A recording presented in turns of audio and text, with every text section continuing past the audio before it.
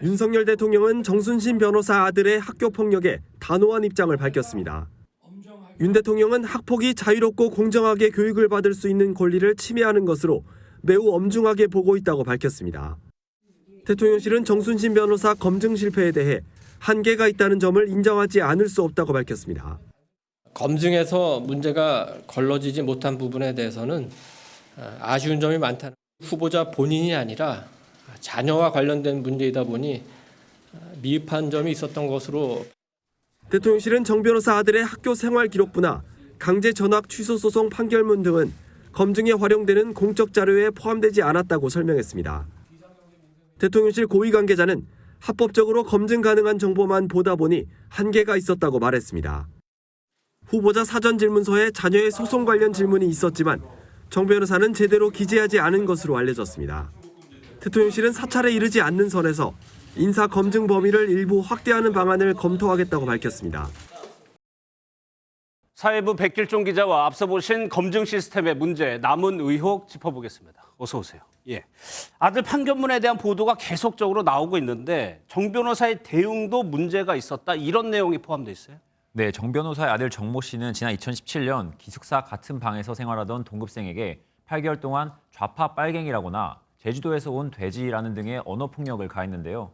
이 때문에 피해 학생은 극심한 스트레스로 정신과 치료를 받았고 극단적 선택 위험 진단까지 받았습니다.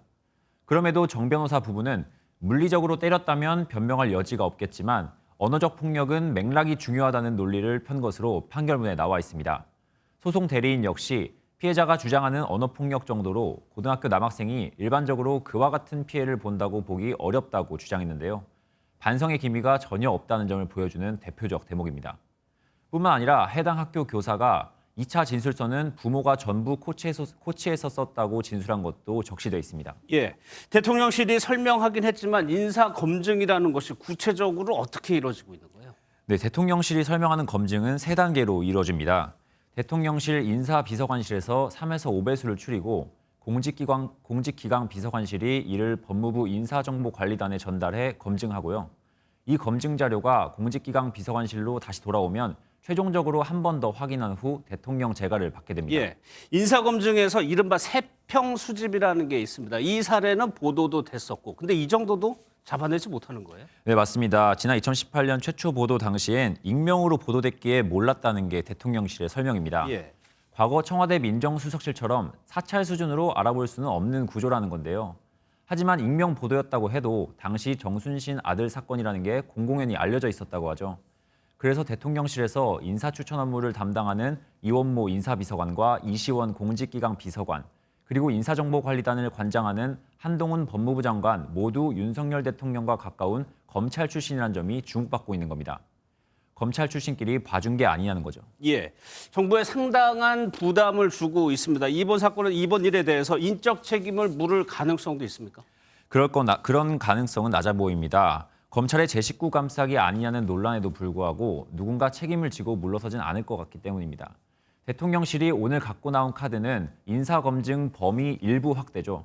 앞서 전해드렸듯이 정 변호사가 아들의 학폭 관련 사항을 예비 질문서에 기술하지 않은 것으로 알려졌는데요. 검증 대상자가 실토하지 않으면 앞으로도 잡아낼 수 없냐는 지적을 의식해 검증 라인을 후보자에 대해 알아볼 수 있는 영역을 넓혀주려는 것으로 보입니다. 민간인 사찰 문제가 불거지지 않는 선에서 자녀에 대한 부분을 좀 더 볼 수 있게 한다든지 하는 정도가 될 거라고 합니다. 또 나온 의혹이 학폭 당사자인 아들이 어떻게 명문대에 갔느냐, 이런 의혹도 나오고 있더라고요. 네, 그렇습니다. 학폭 징계 기록이 버젓이 있는데 어떻게 서울대를 갈 수 있느냐, 이런 지적입니다. 그런데 여기에 대해서 정 변호사가 정시여서 괜찮다, 이렇게 얘기했다면서요. 네, 그렇습니다. 아무래도 학과별로 면접을 통해 선발하는 수시와 달리 정시의 경우 수능 100%로 선발하기 때문에 걸러내기 어려웠다는 주장입니다. 하지만 당시 입시 요강을 보면 징계가 있으면 감점한다는 조항이 있습니다. 또 징계 사유를 확인하기 위해 추가적으로 서류를 요청할 수 있다고도 적시되어 있는데요. 서울대 측이 이런 징계 사유를 얼마나 제대로 알고 선발했느냐가 향후 쟁점이 될 것 같습니다. 알겠습니다. 경찰의 수사 전담 기구인 국가수사본부의 2대 본부장으로 임명된 정순신 변호사. 임명 하루 만에 자진 사의를 표명했습니다. 과거 아들 학교 폭력 문제가 불거지면서 결국 본부장 자리에서 물러난 겁니다. 정순신 본부장은 입장문을 통해 아들 문제로 국민들이 걱정하시는 상황이 생겼고 이런 흠결로 국가수사본부장을 수행할 수 없다는 결론에 이르렀다고 밝혔습니다.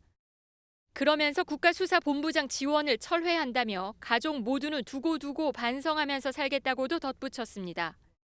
지난 2017년 정 변호사 아들은 한 자사고에 입학한 뒤 동급생 A군을 8개월간 비하 무시하는 발언으로 괴롭혔고 피해 학생은 극단적 선택까지 시도한 것으로 전해졌습니다. 결국 정 변호사 아들은 학교폭력위원회 결정으로 전학 조치됐습니다. 하지만 정 변호사 측은 전학을 취소해달라며 소송을 제기했고 대법원까지 이어진 법정 다툼에서 모두 패소한 것으로 확인됐습니다. 한편 정 본부장이 사의를 표명함에 따라 전국 경찰 수사를 총괄하는 국가수사본부는 운영 차질이 불가피해졌습니다. 국가수사본부는 검경 수사권 조정에 따라 지난 21년 신설된 조직으로 본부장은 전국 18개 시도경찰청 약 3만 명의 수사경찰을 지휘하는 경찰 핵심 수뇌부 중 하나입니다. 오전까지만 하더라도 사과하는 걸로 가름하는 것 같았는데 오후에 갑자기 사의를 표명을 했습니다. 왜 그랬을까요?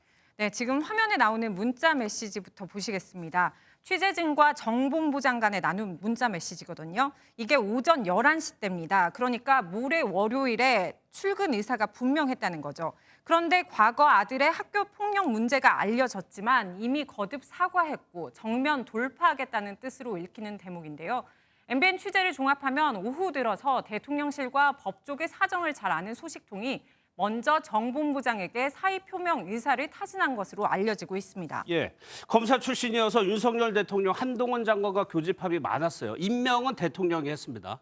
교감이 있었다고 봐야 될까요? 네, 그럴 것 같습니다. 아시다시피 한동훈 법무부 장관과 이원석 검찰총장과는 사법연수원 동기고요. 윤석열 대통령과는 대검찰청과 서울중앙지검 등에서 함께 근무를 했습니다. 이렇다 보니 말씀하신 대로 국정 철학과 결이 같을 수밖에 없는데 이번 논란이 이른바 검수완박법이 통과된 뒤 검찰의 권한 확대를 위해 수사 준칙까지 개정하는 지금 상황에서 사실상 찬물, 악재가 될 요인이 있습니다. 또한 비판 여론의 수위를 계속해서 볼 때 검찰 이미지가 악화될 것으로 우려한 것으로 보입니다. 그런데 오 기자, 이 검찰공화국이라는 비판은 자주 있었어요. 이번 논란이 자녀 문제, 특히 학교 폭력이라는 문제가 좀 결정적이었을까요? 네, 맞습니다. 사실 모든 부모가 자녀 문제 앞에는 장사가 없습니다. 정 본부장 역시 아들을 과거 행실의 세간의 이목이 계속 집중되자 상당히 부담이 됐던 것으로 알려지고 있습니다. 현재 아들은 서울 명문대에 재학 중인 것으로 전해졌는데 자칫 이번 논란이 확산되면 괜히 아들의 입시 과정까지 도마에 오를 수도 있습니다. 그 낙인으로 인해 아들에게 상처를 줄 수도 있고요. 고위공직자 과거 사례를 보면은 자녀 문제로 낙마한 사례가 꽤 많아요. 네, 그래서 찾아봤는데 윤석열 정부 들어서는 김인철 사회부 총리 후보자가 부인과 자녀의 장학금 문제, 정호영 보건복지부 장관 후보자는 자녀 입시 문제로 논란이 돼 낙마했습니다. 또 문재인 정부에서는 조국 전 법무부 장관도 딸 입학 특혜 시비에 휘말렸었고 지금도 아시다시피 법정 다툼을 하고 있습니다. 그래서 정 본부장 역시 이런 점에서 제2, 제3의 비판을 받을까 우려한 것으로 보입니다. 그런데 사실 아들 학교 폭력과 관련해서 판결문이 공개되면서 여론이 급격히 안 좋아진 측면도 있습니다. 네, 맞습니다. 그래서 좀 꼼꼼히 읽어봤는데요. 판결문에 인용된 당시 학교폭력대책위원회와 담임교사의 설명에 따르면 반성의 기미가 좀 부족했습니다. 가해자인 아들이 쓴 사과문도 A4 용지의 3분의 1밖에 안 됐고 이마저 부모가 코치했다고 또 평가가 나왔거든요. 당시 전학 조치 외에 학폭위 측은 정보부장 내외, 그러니까 가해자 학부모에게 특별교육을 10시간 받으라고 했는데요. 정본부장 측은 물리적인 폭력이 아니라며 전학 취하를 위한 소송까지 했습니다. 들어보시겠습니다. 진정한 사과나 반성의 의미라면 거기에서 내려진 처분을 수용하는 게 맞겠죠. 지연한다거나 다른 소송을 통해서 그걸 연기 요청을 하고 하는 것은 일반적인 모습은 아니죠. 임명은 대통령이 하지만 추천은 경찰청장이 합니다. 경찰 내부 분위기도 안 좋고 부실 검증 문제도 지금 나오고 있거든요. 네, 계속해서 술렁이고 있습니다. 경찰청 입장 확인해 봤더니 인사검증 당시 자녀 사생활까지는 검증에 한계가 있었다며 충분히 알아보지 못한 데 대해 안타깝게 생각한다고 밝혔습니다. 또 이런 사례가 처음이라서 관련법 등을 검토해 후임자 추천 절차에 착수하겠다는 입장을 냈습니다. 하지만 수사권 조정 이후 또다시 내홍을 마주한 윤 청장 입장으로서는 쉽게 이 반발을 잠재우며 조직을 장악하긴 어려워 보인다는 게 대체적인 분석입니다. 알겠습니다.